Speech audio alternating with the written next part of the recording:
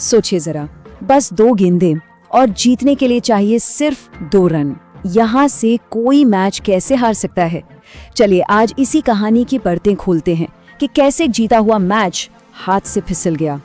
तो कहानी शुरू होती है दिल्ली के अरुण जेटली स्टेडियम से।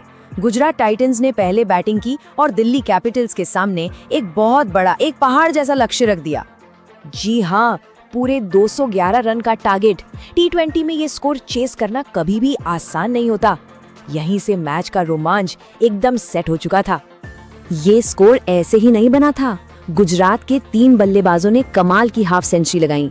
शुभमन गिल, जॉस बटलर और वॉशिंगटन सुंदर सबने मिलकर दिल्ली के लिए एक मुश्किल चुनौती खड़ी कर दी।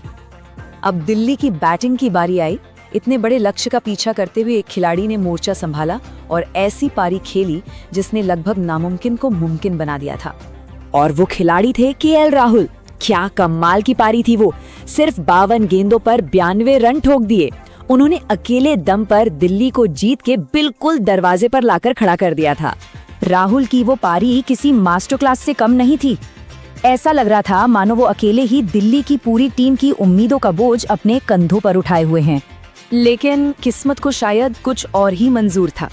अपनी टीम को जीत के इतने करीब लाकर राहुल आउट हो गए और अब जो आखिरी और सबसे जरूरी रन थे उन्हें बनाने की जिम्मेदारी टीम के बाकी खिलाड़ियों पर आ गई। और अब मैच आ पहुंचा था अपने आखिरी सबसे रोमांचक ओवर में। स्टेडियम में मौजूद हर शख्स की सांसें अटकी हुई थीं। अब देखिए हुआ क्या। आखिरी ओवर में जीत के लिए 9 रन चाहिए थे। पहली गेंद पर कुलदीप ने एक सिंगल लिया और स्ट्राइक दे दी डेविड मिलर को।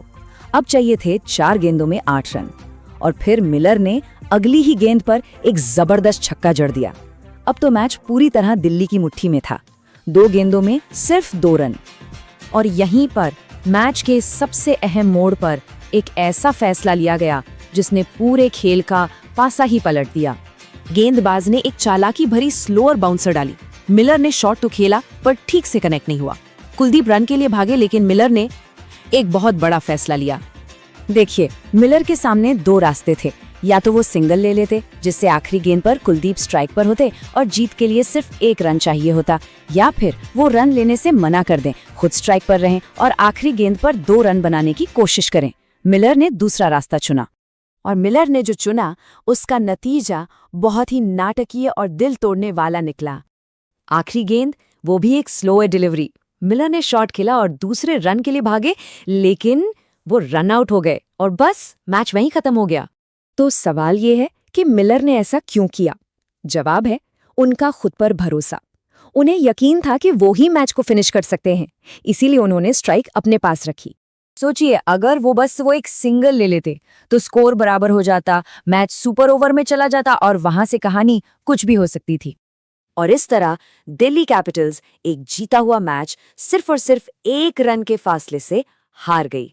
तो अब सवाल यही है, क्या मिलर का फैसला एक जबरदस्त आत्मविश्वास का प्रतीक था जो बस कामयाब नहीं हो पाया, या फिर ये एक ऐसा जुआ था जो टीम को बहुत ही ज्यादा महंगा पड़ गया? इसका फैसला तो अब देखने वाले ही कर सकते हैं।